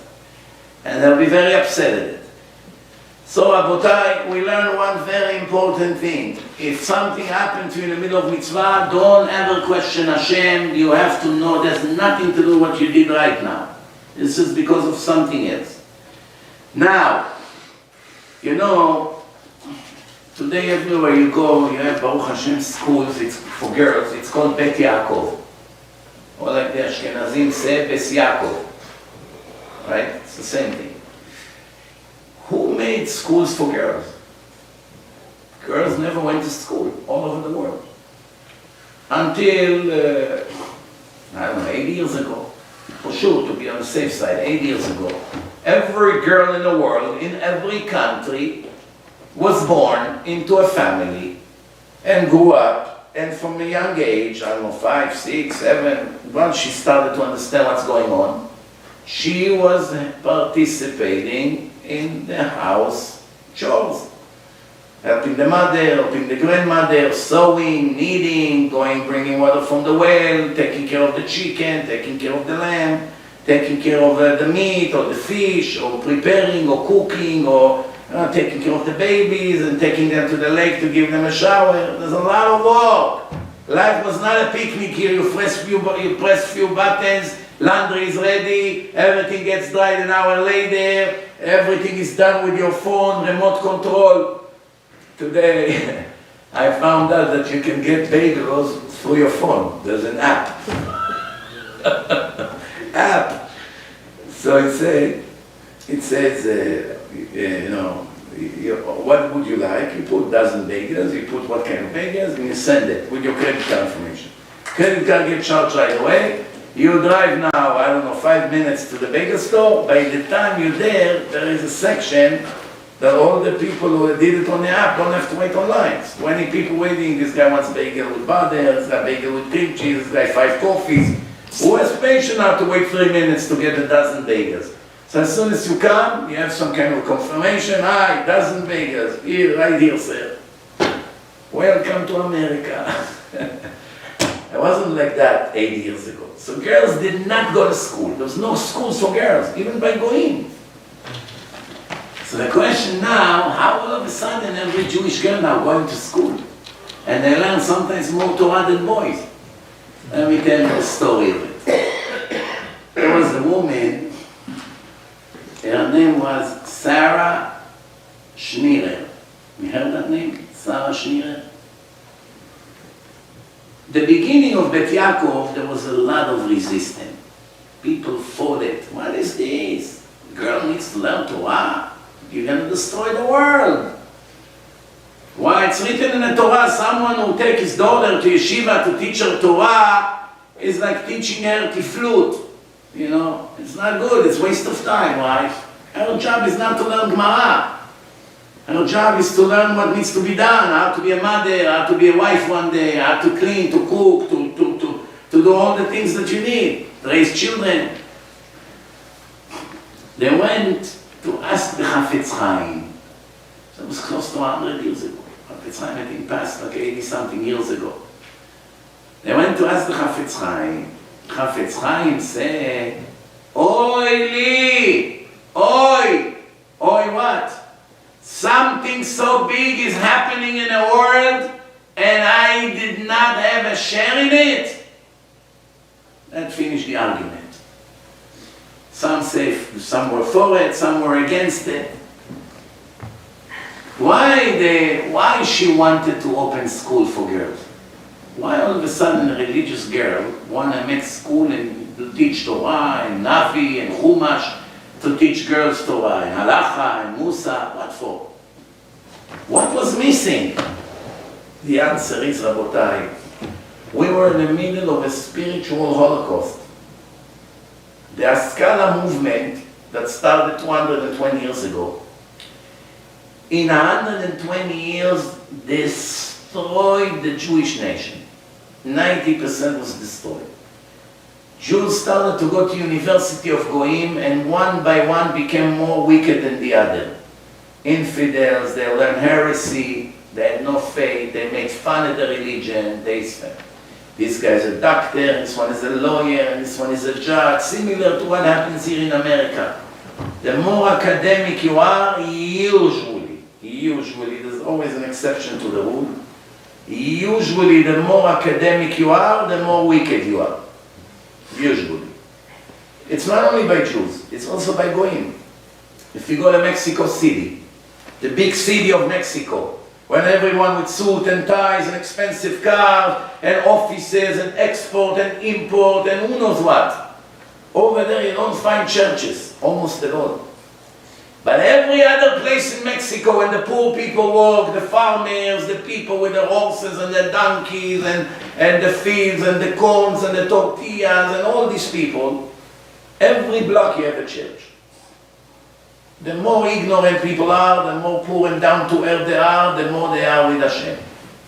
The more fancy schmancy they become, the less time they have for Hashem. All over the world, every generation and generation. It's not something new, that only today. It always was the case. The Torah speaks about it in a few different places. The Talmud speaks about it many, many times in different places. That's not the topic right now, but you should know that. When she saw that there's so much Haskalah movement, like today, Rabbi, thank you for trying to get me a shidduch. I cannot go out with this guy. Why? He doesn't have a degree. Doesn't have a degree. Why exactly you care about degree? He's a Talmid Chacham. He learns already 10 years in yeshiva. He knows so much Torah and Gemara. He's a genius. Super sharp and intelligent. I know, don't get me wrong, I admire that. But I need someone with a degree. Why? Worry about making a living? Oh, don't worry. He comes from a very wealthy family. Many, many millions waiting for you. After you get married, you're going to get a house, you're going to get a car, you have a maid, everything will be done for you. Don't worry about money. She still wants a degree. Brainwash. Brainwash. Sometimes it's her foolish parents. Sometimes it's her foolish teachers. Sometimes it's the movies she watched. Sometimes it's peer pressure, friends, this, wow, he doesn't have a degree, wow, it's barbaric, it's primitive.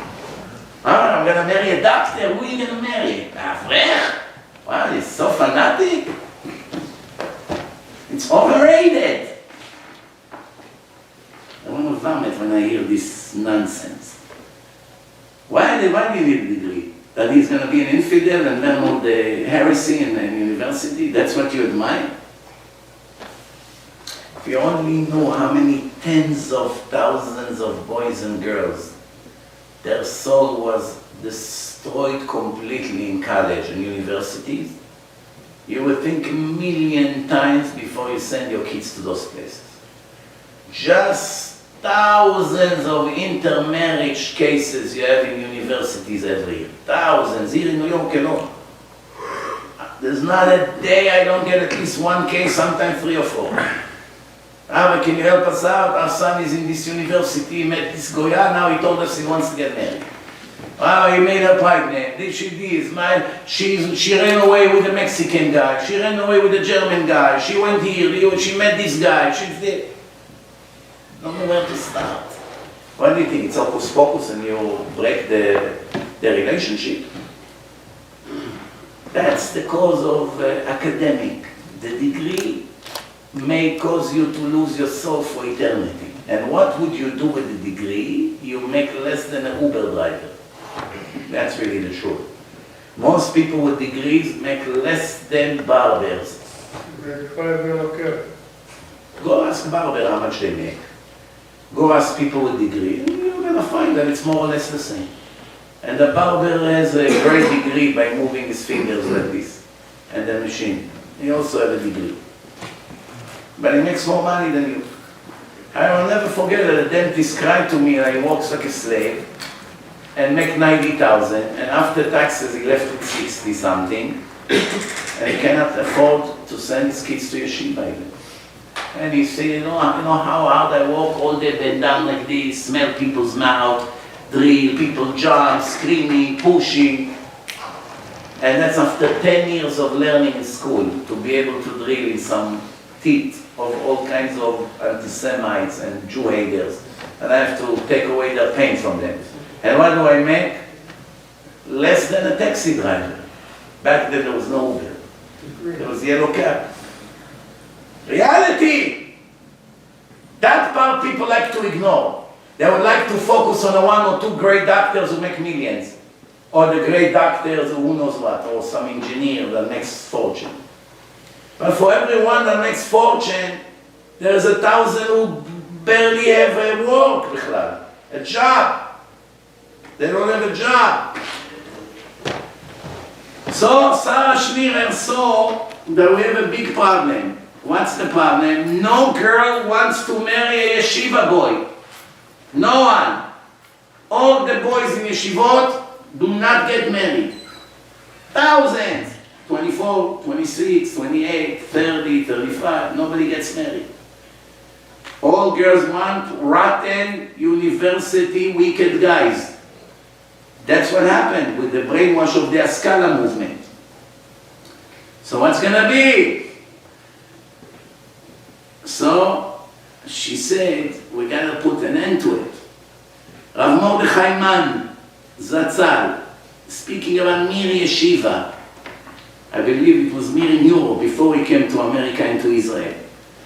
There were boys in their 30, 35, 40, many sitting in yeshiva without marriage. When he arrived there 23 years old, he didn't even consider going out on shidduchim. It wasn't even crossing his mind that there's such an option. Just like, you have a bar mitzvah guy that you ask him, do you want to go on a shidduch? Well, you know, man, I'm 13. Talk to me in 7 years. I'm 23. I don't have a chance to get married in the next 10 years. I might as well sit and learn. There's no chance to find a woman. Sarah Schneerer decided to open Bet Yaakov. She saved the world, if you really think about it. To the point now that today someone that is not Ben Torah cannot find shidduch. And I'm a witness to it. Do you know how many good guys that work and learn? They learn every day, 2-3 hours, but they work. They cannot find shidduch. As soon as you see on the resume that they're also working, right away 90% of the shidduchim falls down, especially in Israel. I'm not talking model. Model, they want someone who work. Same story like before. Talking real religious girls. They offer her any shidduch he can think of. If he's thinking to go to work in the future, the shidduch is finished before it started. Nothing to talk about. You have girls from Bet Yaakov today. I look at my daughter and her friends. Even if a guy has a WhatsApp, they don't want to consider him today. Just the fact he has a phone with WhatsApp, there's nothing to talk about. If he left yeshiva for a while, work, and went back to yeshiva, they don't want to hear about him. It's not stable. Why? He's going to do it again. That's really the reality today. There's so many choices? Yeah, believe it or not, there's a lot of very religious girls from very religious homes who only want Ben Torah. But you know what? Rosh Yeshiva told me something very clever a week ago. Very clever. What did he tell me? He said, I wanted to set up one of the girls who work for my team in Israel in Zikui Arabim. She makes videos and flyers. She works half a day in the kindergarten of religious boys, kids, 3-4 years old. And the rest of the day she does kiruv, publishing all kinds of things. So she's very religious. She's 28 years old. We have a guy in our yeshiva, 33, 34, perfect, the same nationality, both of them, same height, both of them tzaddikim. I thought it could be a very good shidduch. I asked her to send her shidduch resume. I told him, make one for yourself. I did all the work, even though I don't have time to do shidduchim. This is the guy you see every day. Okay. After everything, the Rosh Yeshiva told me, okay, I'm going to have to call and ask some question. Can you give me a Rebbitzin? That knows her. Give him the number. He called that woman. And he asked her, does she wants a Ben Torah who would sit and learn for the rest of his life? The Rebbitzin say, she consider either that or someone who work and learn. Whatever Hashem brings her. Sounds like a good answer. If somebody that only learns, she's taking it. If someone who learn and work, she will also take it. She's 28, she doesn't have time to waste. When I heard it, I didn't see any serious problem over here. Just when you think you know everything, there's always more to learn from people that are more experienced. I said it to Rosh Yeshiva, and he said to me, I have a rule by me. It's a genius rule. He said, listen, when the girls say, if he's learning, fine. If he's learning and working, also fine, she can never marry a Ben Torah that learns full time. I said, why? She's willing to marry a Ben Torah. She said, only for 2-3 months she will survive, but then after that she won't be able to survive. To marry a Ben Torah, you need a girl that comes with demands. I do not want you unless you commit to learn all your life. That's the only girl that can be with a Ben Torah. And not always. Sometimes they may change their mind later on. If a girl say, if he learns fine, if he goes to work fine, she's not for Ben Torah. Genius. He said, I tell the Bachurim over here, when they go on a date, to ask the girl, right now I'm learning for a few years in yeshiva. If in a year or two I will go to work, would you mind? If she said, no, if you go to work, you know, I'll be okay with that, as long as you learn every day something. She's not for you. She will not be able to keep up with the Ben Torah. But if she said, what? God forbid, you're going to leave the Torah to go to work? Then I'm not interested. The next day, you're going to get a call, she is calling it off. That's the girl that you have to run and give your life for her. Grab her. Of course, if you like her and everything. Why? She's willing to work, to support, to live in poverty, everything for Ben Torah. Now you have a chance. If she said what comes, comes. She doesn't understand what Ben Torah is. 2 months later, she's going to start to complain. I'm sorry, I'm alone. It's hard for me. I cannot afford this. Well, we live in a small apartment. She's not for Ben Torah. This is very, very brilliant. Why? Because it's called reverse psychology. Tell her, listen, one day I'm going to go to work. He has no plan to go to work. He's testing her. If I go to work, you would be fine with that? Oh yeah. Oh yeah. Marry someone else. Why? Because if it's so easy for you that I'm going to give up the Torah, that means you don't understand the value of a Ben Torah. Because it's similar to someone who has a job right now, he collects diamonds. Every day 100 diamonds goes to his account. And he said to her, one day if I will leave the diamond and be a shoe shine in a subway, would you care? Oh no, I want to be a shoe shine. I'm fine with that. That means she doesn't understand the value of diamonds. Right? If he collects diamonds right now, and he tells her, I'm planning to leave the diamonds and go and shine people's shoes on the subway for $5 a person. And she said, I'm fine with that. Right away you know that she doesn't understand what diamonds is. Right? A woman doesn't understand diamonds. She would want to replace diamonds with shoe shine. Person that loves money would replace money with $5? No. Person that loves diamonds would replace diamonds with shoe shine? No. Unless he doesn't know what diamonds are. He never saw it. He doesn't understand the value of it. Someone who knows the value of Torah will never ever consider a husband that is only part-time learning Torah. That's, you should know the truth. I know some of you think, oh, what kind of level is talking to us? We're not in this league. What? We barely learn an hour a day. We don't even learn an hour a week.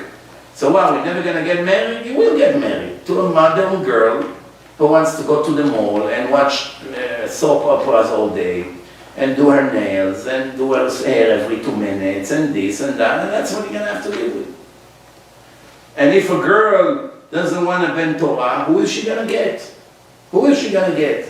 A guy with the tight pants attached to his leg like leggings and a blorit all the way up to the ceiling, and everywhere he goes is a radar to check what the girl's going there. This is the kind of husband you're going to get. What do you think you're going to get? Someone that is not all the way in the Torah, you expect him to be some kind of a babasali?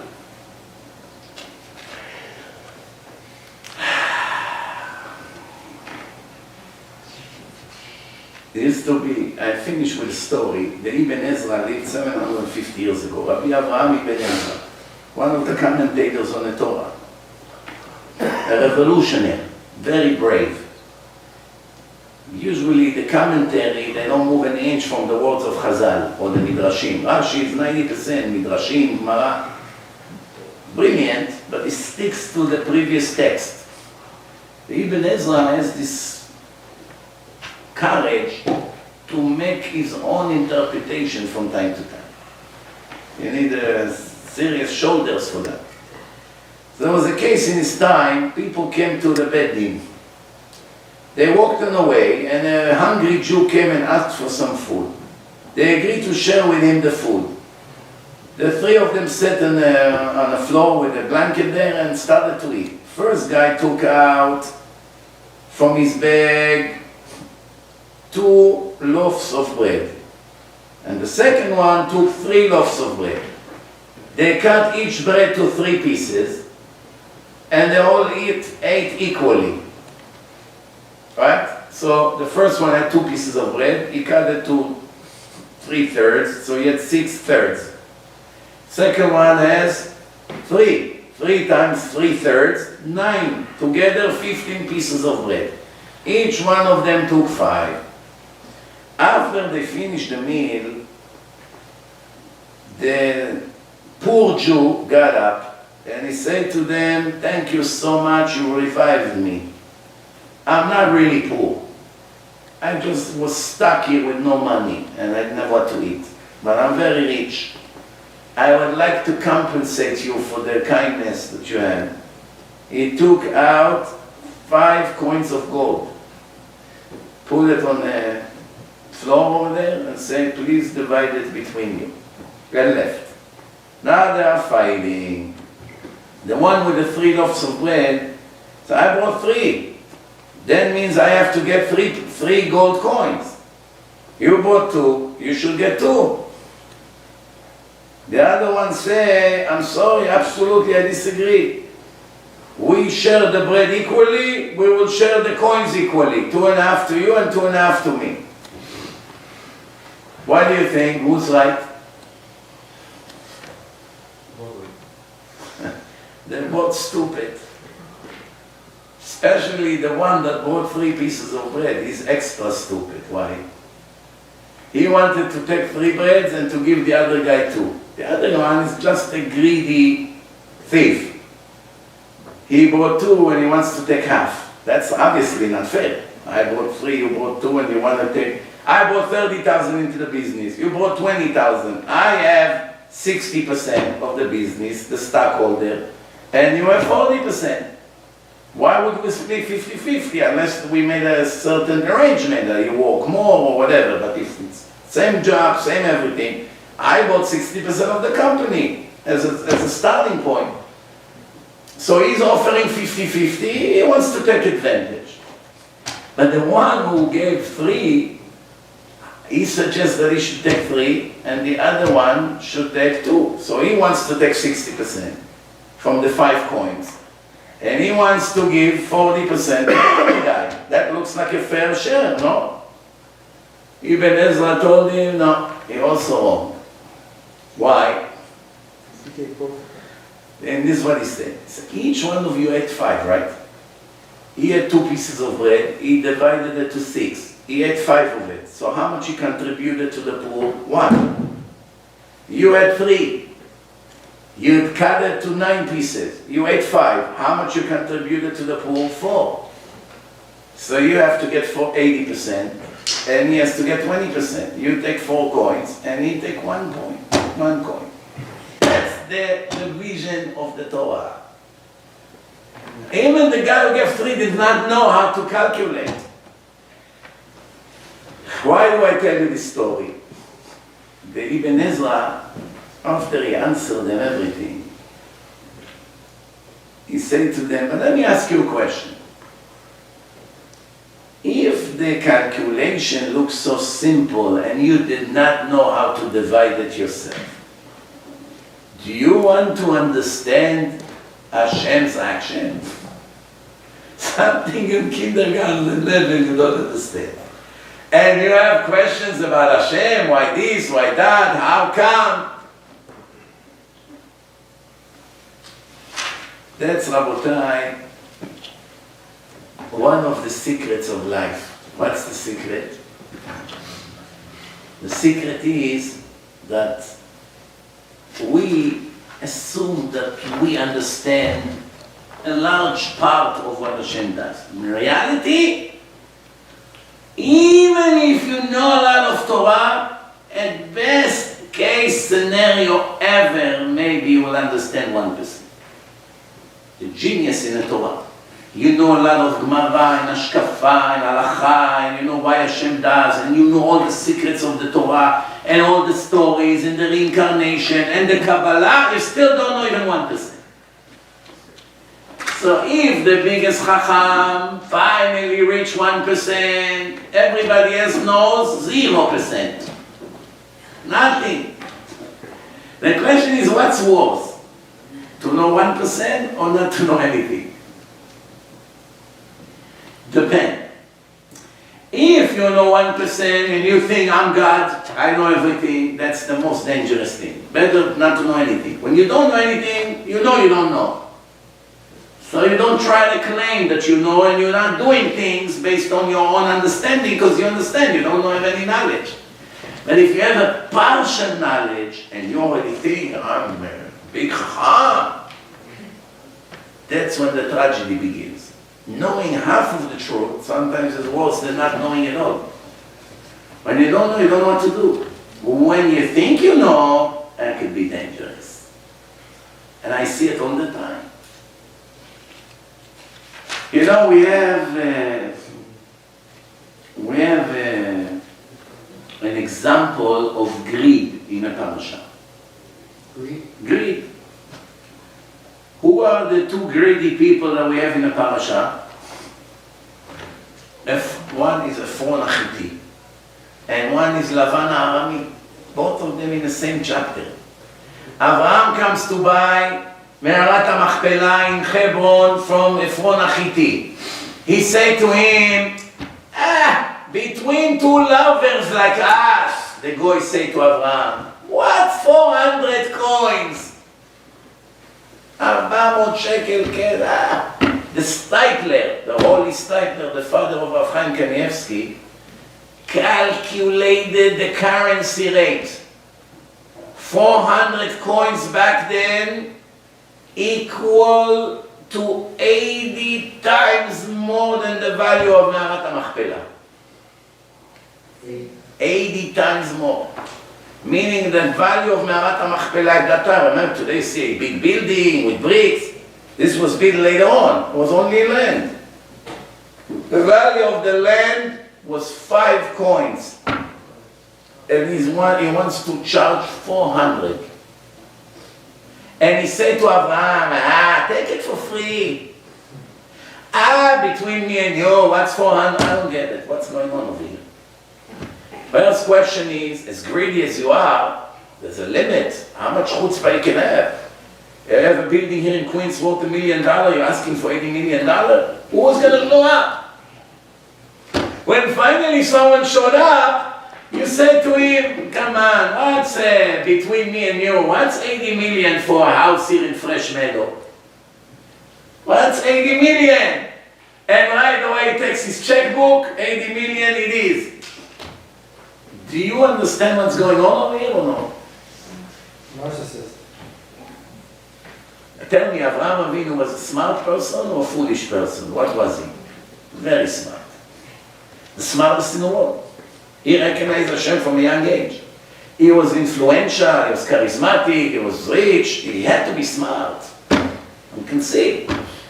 How all of a sudden in business is so naive? What's going on over here? How did he agree to pay so much? And how come this Ephron, the crook, say to Abraham, you are the president of God among us. Here is the cave, take. It's yours. It's honor for me, you want it. Right away say, but 400 coins between me and you, what is it?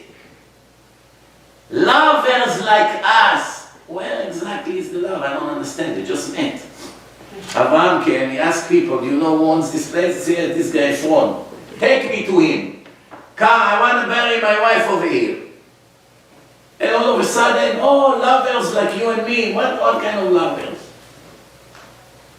Did you ever ask yourself these questions? Or you just read the parasha like it's a newspaper? The answer to this mystery is tomorrow at 8 p.m. in 2286 Coney Island Avenue between S&T and Brooklyn, 8 p.m. where we'll continue the lecture from where we just started. ברוך אדוני לעולם, אמן ואמן. רבי חנן ימין הקשיא אומר, רצה הקדוש ברוך הוא לזכות את ישראל. לפיכך, נקבע להם תורה ומצוות, נאמר אדוני חפץ למען צדקו, יגדיל תורה ויד.